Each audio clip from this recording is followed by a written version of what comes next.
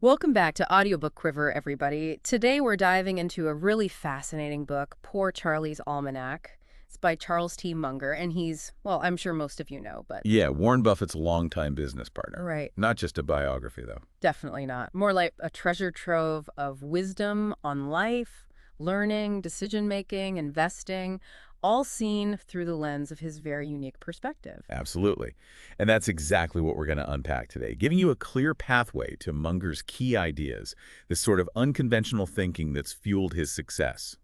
So we'll explore the man himself, his methods, and of course those classic Mungerisms, the pointed insights he's known for.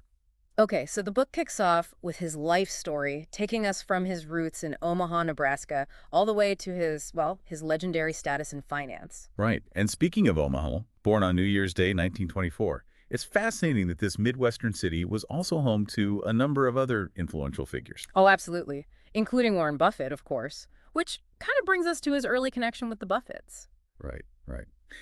Working at Buffett and Son, Warren's grandfather Ernest's grocery store, that must have been a pretty formative experience. It gave him early exposure to the discipline and practicality of business. Definitely. And the book paints this vivid picture of Omaha in the 1920s. Surprisingly diverse, strong community trust, incredibly low crime. Yeah, sets the stage for the values that shaped Munger, and then, of course, there's the Great Depression. True. The book mentions that Munger's immediate family was relatively insulated, but witnessing those broader economic struggles must have taught him valuable lessons about financial vulnerability. Absolutely. Now, jumping to the second edition, there's this really interesting edition, Munger's Reflections on Aging, which he draws from Cicero's Discourse of Old Age. Yeah, it's an intriguing blend of classical philosophy and modern wisdom. Cicero believed in continuous self-improvement throughout life, which aligns perfectly with Munger's emphasis on lifelong learning. What's fascinating is Cicero's argument that the advantages of age can actually be greater than those usually associated with youth. Experience and wisdom as assets. And he particularly valued literary and intellectual pursuits for older individuals as ways to stay engaged and keep the mind sharp. He even questioned the logic of being overly frugal in old age. Why hoard resources when you're nearing the end of life? It really makes you think about priorities. Right. Now, the heart of the book, the section that really defines Munger's core principles, is titled The Munger Approach. Here we get his philosophy on life, learning, decision-making, and of course, investing. Front and center is the idea that an intense work ethic, combined with unconventional thinking, is the foundation of success. In fact, he's described as embodying the principle of compounding, not just financially, but in his intellectual growth and avoidance of unnecessary distractions. Right. Now, his meeting with Warren Buffett in 1959, that was a pivotal moment. An instant intellectual connection and mutual respect, formalized with a handshake, says a lot about their shared values. Totally. And shortly after, in 1962, he co-founds Munger, Tolles and Olson, a prestigious business law firm that's still highly regarded today. All while building his investment partnership, Wheeler, Munger & Co.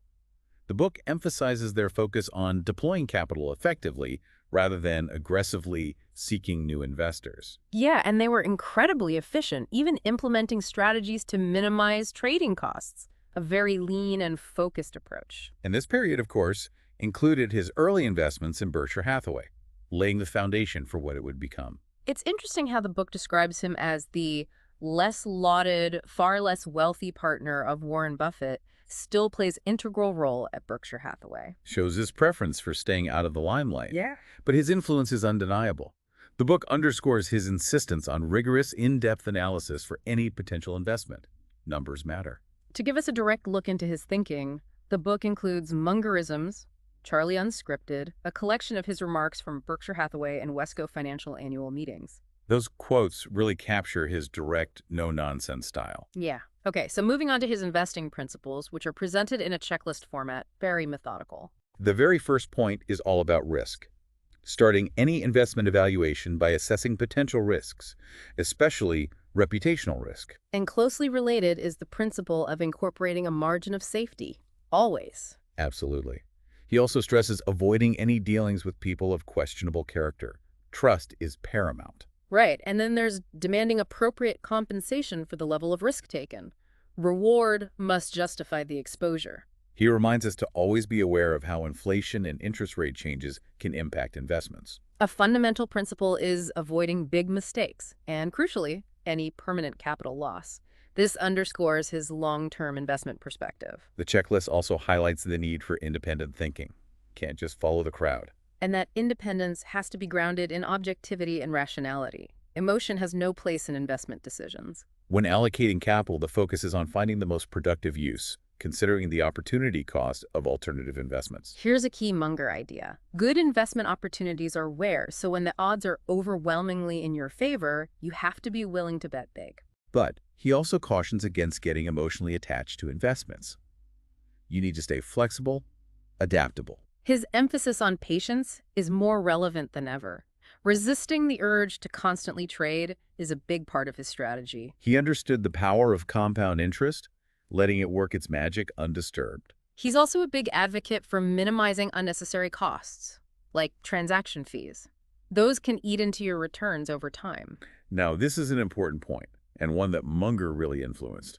The shift from pure Benjamin Graham investing to focusing on exceptional businesses at reasonable prices, rather than just looking for bargains. He stresses the importance of filtering out irrelevant details that can cloud your judgment. Which leads to focusing on a smaller number of high-conviction investments instead of over-diversifying. He talks about the importance of having the right temperament, being patient, but also decisive when the time is right. And learning from the mistakes of others.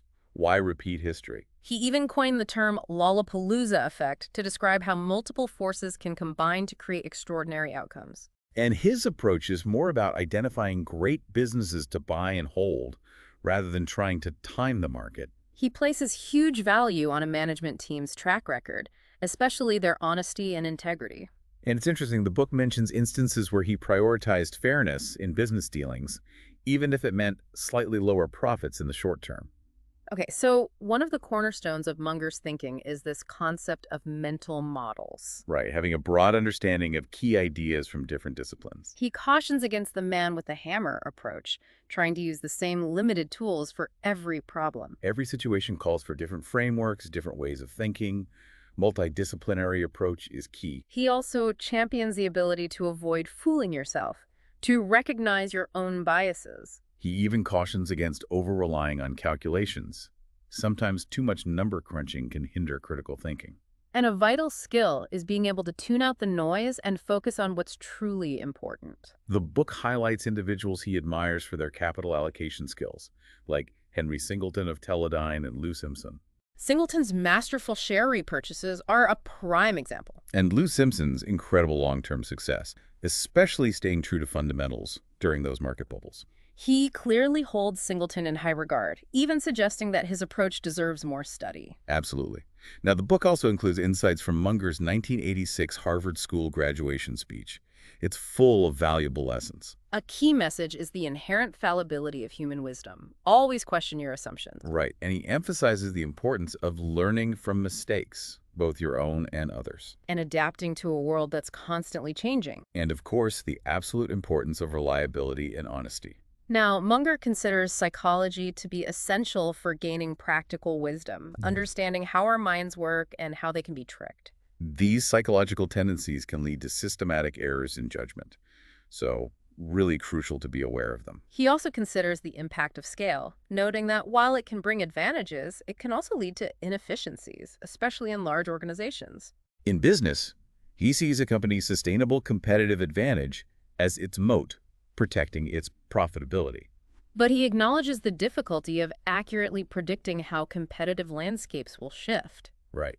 He uses the metaphor of a 20-slot punch card for lifetime investments, encouraging careful, focused selection. He firmly believes that just because a business is attractive doesn't automatically make it a good investment. Price matters. He also reflects on how capitalism has evolved, noting the increased importance of obligations to employees. Berkshire's strategy of making big, concentrated investments when they have high conviction is a key part of their success. And generally, he leans towards betting on the strength of the business itself, rather than just the management team. Though he does recognize exceptions with truly exceptional leaders. He emphasizes the huge benefits of long-term compounding, especially when minimizing taxes. This highlights the value of holding on to quality investments for the long haul and avoiding unnecessary trading. He points to Geico's simple and effective business model as an example of a really powerful operation. He also recognizes that outstanding investment results often come from having some sort of unique skill or advantage. In facing life's challenges, his advice is to have reasonable expectations, a sense of humor, and strong relationships. And above all, be adaptable. He also emphasizes thinking ahead and also working backward from your desired outcome to figure out the necessary steps. He uses the analogy of the little red hen to illustrate the need to be self-reliant when it comes to acquiring knowledge and skills. He warns against the dangers of letting strong ideologies cloud your judgment. He really underscores the importance of morality, both in worldly wisdom and psychological well-being. He encourages seeking out obvious opportunities while steering clear of overly complex situations. And warns against the illusion of continuous high market returns. In your professional life, he says focus on becoming a clear thinker. He also highlights the need to make tough ethical choices, even when there are personal consequences. He contrasts frivolous pursuits during crises with the importance of focusing on what truly matters. Right. He talks about the powerful influence of incentives and the need to be skeptical of advice that seems to benefit the advisor more than you. He uses the Martha Stewart case as a cautionary tale about the importance of being truthful. Munger is quite critical of certain aspects of academia. He thinks there's a need for more practical application and rigor, perhaps taking cues from fields like pilot training. Quoting Samuel Johnson, he emphasizes the duty of academics to actively reduce ignorance. He argues that virtues and vices have a significant impact on economic systems. He's very vocal about his disapproval of excessive executive compensation, although he's skeptical of easy solutions. He acknowledges that sometimes systems need to be deliberately unfair to individuals in order to be fairer overall. He highlights the importance of self-criticism and being willing to let go of your own ideas. And emphasizes the crucial role of trust in business. He points out how operant conditioning shapes our behavior. He warns against rushing to conclusions just to eliminate doubt. And notes how hard it is to break ingrained bad habits. Our tendency to avoid inconsistency can actually reinforce negative behaviors. He cautions against blindly advocating for unfounded beliefs. He stresses the importance of curiosity. While self-interest is a powerful motivator, humans are also capable of reciprocity and fairness. He reminds us not to confuse averages with specifics. And highlights the powerful role of psychological denial. Overconfidence in your own judgment can lead to bad decisions. The pain of loss can significantly skew our decision-making. He warns against blindly following authority figures. And identifies our tendency to produce, well, meaningless nonsense. He emphasizes how these psychological tendencies often work in combination. Right, and he discusses strategies for counteracting them, like using checklists and actively seeking out evidence that challenges your beliefs. The book also touches on the importance of ethical behavior in business. And Munger's own personal frugality really exemplifies the power of compounding. Warren Buffett consistently praises Munger's judgment and his contributions to Berkshire Hathaway's success. Yeah. And ultimately, the book echoes Cicero's ideas about the value of continuing to contribute even in later life. Poor Charlie's Almanack really is a treasure trove of insights. It offers a glimpse into a truly remarkable mind. And that brings us to the end of our in-depth summary and review of Poor Charlie's Almanack. We hope this is giving you a good understanding of Charles Munger's life and his profound wisdom. If you enjoyed this review, please give this video a thumbs up and subscribe to Audiobook Quiver for more engaging book summaries and reviews. And don't forget to hit that notification bell so you don't miss out on future explorations of fascinating books. We'd love to hear your thoughts on Munger's principles. What resonated with you? What questions do you still have? Leave a comment below. Thanks for joining us. Keep learning and keep questioning. See you next time.